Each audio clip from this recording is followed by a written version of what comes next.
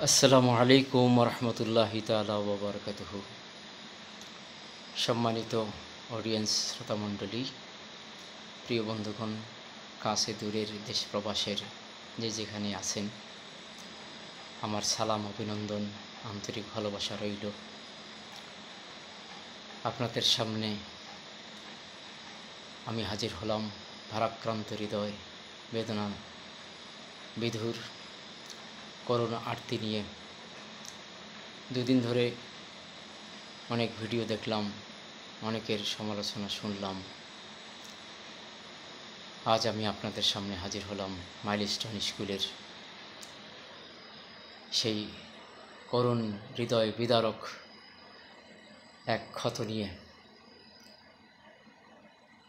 শুরুতে শুকরিয়া মহান আল্লাহ তাআলার, গোটা সৃষ্টি জগৎ পরিচালনায় যার। তিনি বলছেন, খুযু হিযরাকুম, তোমরা প্রতিটি ক্ষেত্রে সতর্কতা অবলম্বন করো। আমরা কতটুকুন সতর্ক? ৫৪ বছর এদেশ যারা পরিচালনা করলেন, এদেশের স্বাধীনতা সার্বভৌমত্বকে, এদেশের মানুষের শান্তি নিরাপত্তার জন্য প্রতি বছর যে বাজেট আসে, আমাদের শিক্ষা খাতে বাজেট আসে, আমাদের দেশ রক্ষার বাজেট আসে, প্রতিটি ক্ষেত্রে বাজেট আসে। হাজার হাজার crore crore billion trillion dollar বিদেশে পাচার করা হলো। আমাদের দেশের সরকাররা কি করেছেন জবাব দিতে হবে। এদেশের মাটিতে, এদেশের যারা বাজেটের নামে এ অর্থ পাচার করেছেন, যারা নামে মাত্র দায় সারা গোছের কাজ করেছেন, কিন্তু কাজের কাজ কিছু হয়নি। যদি তাই হতো, সেই ৯০ সালের সেই বিমান ১৩ সালে কেনা হলো, সেই বিমানটি উড্ডয়নের আগে কতটুকুন সতর্কতা রাখা হয়েছে, কতটুকু দিক নির্দেশনা হয়েছে, এবং কোথায় এই বিমানটা প্রশিক্ষণ নেবে, কোন জায়গা, কোন রুটে চলবে, এটা কি তারা দিক নির্দেশনা দিয়েছে? দেয়নি তো। দিলে তো একটা রাজধানীর বুকে একটা স্কুলের মধ্যে গিয়ে এটা হতে পারে, একটা গোলযোগ হতে পারে, কিন্তু সেটার রাস্তা তো এটা নয়। তার রাস্তা তো অনেক ছিল, সে রাস্তায় তো দেওয়া হয়নি। মানে সব কিছুতেই ঘাবলাবাজি, সব কিছুতেই অবহেলা। তার মানে এখানে ষড়যন্ত্রও লুকে থাকতে পারে। আর যে বৈমানিক, যে বিমান চালক, যে ছেলেটা এটা উড্ডয়ন করলো, পরিচালনা করলো, তাকে বা কী দিক নির্দেশনা দেওয়া হয়েছে? দিক নির্দেশনা বলতে যদি সত্যিকার অর্থে সঠিকভাবে দেওয়া হতো, তাহলে বিমানটা যদিও আল্লাহ না করেন, আল্লাহ না করেন, আল্লাহ না করেন, এটা যদি কখনো কোনো দুর্ঘটনায় পতিত হয়, তাহলে সেটা ফাঁকা জায়গায় পড়তো, সে পাহাড়ি অঞ্চলে পড়তো, যেটা মরুভূমি অঞ্চল, অর্থাৎ যেটা আবাদি অঞ্চল, সেখানে হতো, একটা প্রতিষ্ঠানের উপর হতো না। তার মানে সতর্কতা নাই। আমার মরহুম আব্বা মুফতি মাওলানা আব্দুস সালাম রহমতুল্লাহ, তার কাছে গল্প শুনতাম অনেক কিছু। এই গল্পটাও শুনেছি যে পাকিস্তান আমলে কোনো গাড়ি, কোনো যানবাহন যদি ছাড়া হতো, তাহলে তার সব কিছু খুঁটিনাটি দেখে ক্লিয়ারেন্স নিয়ে তারপরে সেটা ছাড়া হতো, যাতে কোনো দুর্ঘটনার শিকার না হয়। আর আজ বাংলাদেশে অহরহ দুর্ঘটনা ঘটছে এই অসতর্কতার কারণে, দিক নির্দেশনা সঠিকভাবে এবং পর্যবেক্ষণ সঠিকভাবে না করার কারণে। বন্ধুরা আমার, প্রিয় দেশবাসী, কাছে দূরে যারা আছেন, দুঃখ, বেদনা, আরতি, আর্তনাদ, নরকাগ্নির যেন দহন যন্ত্রণা জ্বালা বুকে আমার যেমন আপনারও তেমন সারা দেশের এবং বিদেশের মানুষেরও অন্তরে থাকাটাই স্বাভাবিক। কিন্তু যে মা বাবার সন্তান আজকে চলে গেল, রাতে তো মানুষ ঘুমায়, বলুন তো আপনার সন্তান যদি যেত আপনি কি ঘুমাতে পারতেন না রাতে? নিশ্চয়ই পারতেন না। আপনি যেমন ঘুমাতে পারতেন না, ঠিক ওই মা বাবারও আজকে আর দিনে কি রাতে কি কখনোই তারা ঘুমাতে পারবেন না, হয়তো সারা জীবনও ঘুমাতে পারবেন না। চিরতরে তাদের ঘুম কেড়ে নেওয়া হলো। এই কিশোর বাচ্চারা, 6-7 বাচ্চারা বিমান দুর্ঘটনার কবলে পড়ে, তারা তো নিরাপদ জায়গায় ছিলেন, স্কুলে ছিলেন, এই নিরাপদ জায়গাটাও অনিরাপদ হয়ে গেল, আগুনে পুড়ে ছাই হয়ে গেল, চামড়া পুড়ে ঝলসে ছিঁড়ে গেল। যারা হাসপাতালে আছেন, মৃত্যুর সঙ্গে পাঞ্জা লড়ছেন, মৃত্যুর খবর আসতেই আছে। বন্ধুরা আমার, এই জন্য ভাববার সময় এসেছে। বর্তমান সরকারকে, বৈষম্য বিরোধী ডক্টর ইউনূস সরকারকে জানাতে চাই, তিনি যেন এর একটা বিহিত আগামী দিনের জন্য ব্যবস্থা করেন, যাতে আমাদের এরকম দুর্ঘটনার শিকার হতে না হয়।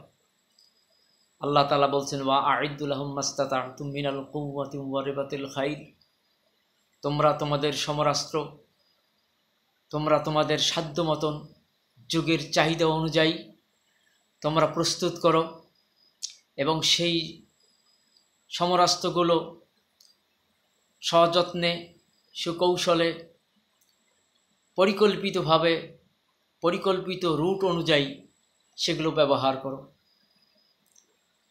বন্ধুরা আমার,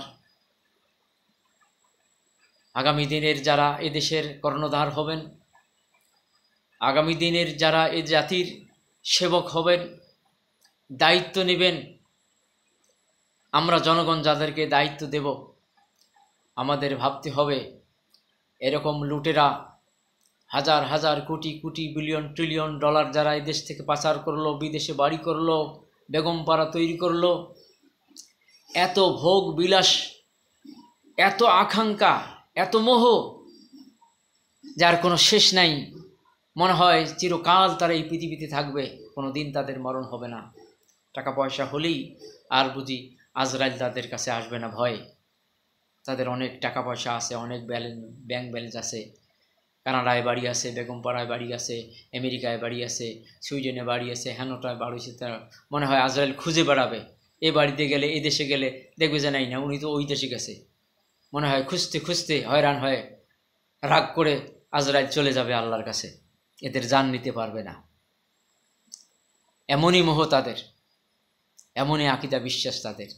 আরে জনগণের টাকা, 18 কোটি লোকের জনগণের টাকা আপনি মেরে দিলেন, আপনার মুক্তি নাই, পরকালে মুক্তি নাই।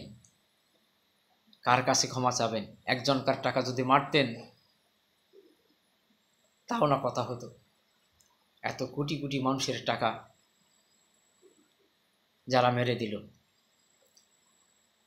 বন্ধুরা আমার, এই জন্য আগামী দিনের জাতির সেবক যারা হবেন, যারা সৎ, যারা যোগ্য, যারা দেশপ্রেমিক, যারা মানবপ্রেমিক, যাদের মধ্যে মানবতা আছে, যাদের মধ্যে মোহ নেই, যাদের মধ্যে লোভ নেই, লালসা নেই, যারা হতে চায় মানুষের সেবক, যারা হতে চায় মানবপ্রেমিক, যারা দেশকে এগিয়ে নিতে চায়, বিশ্বের দরবারে বাংলাদেশের ভাবমর্যাদা যারা উন্নত করতে চায়, পৃথিবীর দ্বিতীয় বৃহত্তম মুসলিম দেশ বাংলাদেশ, স্বাধীন সার্বভৌম দেশ, এদেশের স্বাধীনতা সার্বভৌমত্ব রক্ষার জন্য এ যুগের চাহিদা অনুযায়ী যারা এদেশের সমরাস্ত্র, সমর কৌশল, দেশের মানুষের শিক্ষা সংস্কৃতি, এদেশের মানুষের শান্তি নিরাপত্তা, এদের খাওয়া পড়া, শিক্ষা, চিকিৎসা, এদের সব কিছু যারা ঈমান এবং ইসলামের আলোকে, সত্য সুন্দরের আলোকে, ন্যায় ইনসাফের আলোকে করতে চায়, তাদেরকে আপনাদেরকে তৈরি করতে হবে আগামী দিনের জন্য। এভাবে কত আর আমরা আত্মহতি দেব, এভাবে কত আর আমরা আর্তনাদ করব। যে মা বাবাগুলো তাদের অকালে সন্তানগুলো হারালেন, শুধু হারালেন না, তারা জীবনের তরে শান্তি হারালেন, সুখ হারালেন, স্বপ্ন হারালেন। আরে এটা যে আর কোনোভাবে পূরণ হবার নয়। আমার 3টি সন্তান আছে, আল্লাহ যদি চায় এই শৈশবে, এই কৈশোরে, এই তারুণ্যে তাকে আজরাইল পাঠিয়ে নিয়ে তার আয়ু যদি শেষ হয়ে যায়, সে চলে যাবে, এর মধ্যে একটা শান্তি আছে। কিন্তু যদি এভাবে একটা দুর্ঘটনার মাধ্যমে অকালে তার এভাবে মরণ হয়, তাহলে আমার অন্তত সারা জীবন সুখ হারাবে, সারা জীবন শান্তি হারাবে, স্বপ্ন হারাবে। কাজেই আমাদেরকে সতর্ক হতে হবে, আমাদেরকে জাগতে হবে, সচেতন হতে হবে। আমরা তো চেতনার বলি নিয়েই আমরা এই 54টা বছর পাড়ি দিলাম। এই চেতনা দিয়ে তো কোনো কাজ হয়নি। আমাদের চেতনা হলো বিদ্বেষের, বিভক্তির, অন্যায় অবিচারের, জুলুমের, অত্যাচারের চেতনা।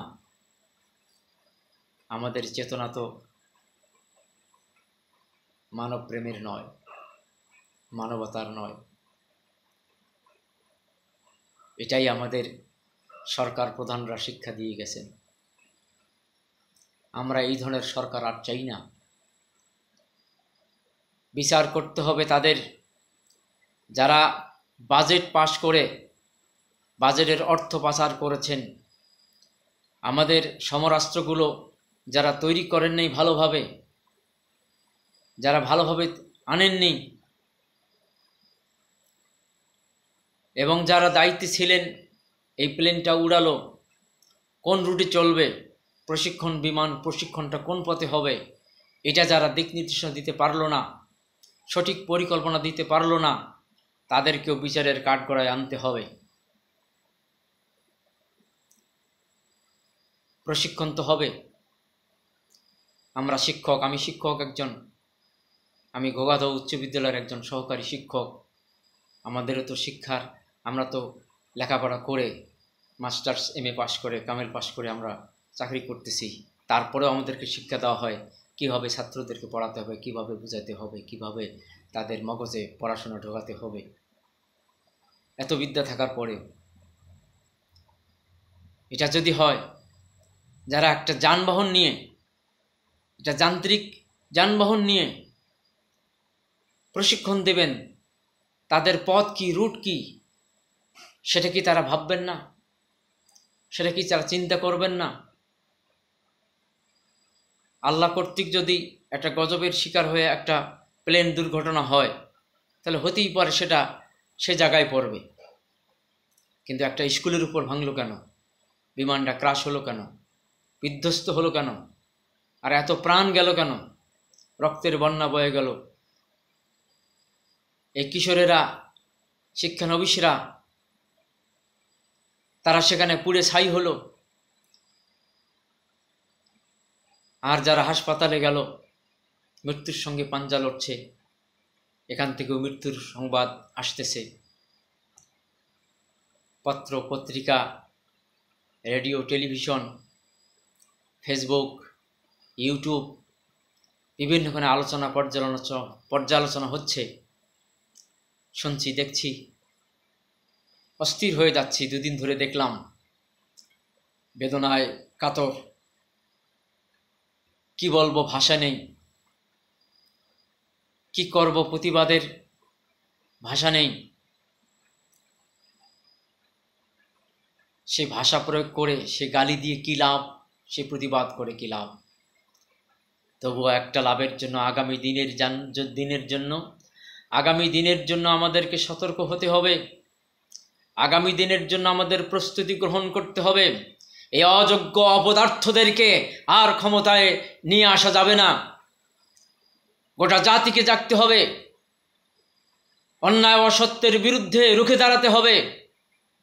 সুখী, সমৃদ্ধশালী, শোষণ মুক্ত একটি শান্তিপূর্ণ, নিরাপত্তাপূর্ণ, মানবপ্রেমিক মানব দরদি একজন সরকার তৈরি করতে হবে, যারা এদেশের জাতির জান মালের নিরাপত্তা বিধান করবে, যারা এদেশের মানুষের সেবক হবে, যারা এদেশের মানুষের বন্ধু হবে, মানব প্রেমিক হবে, মানব দরদি হবে।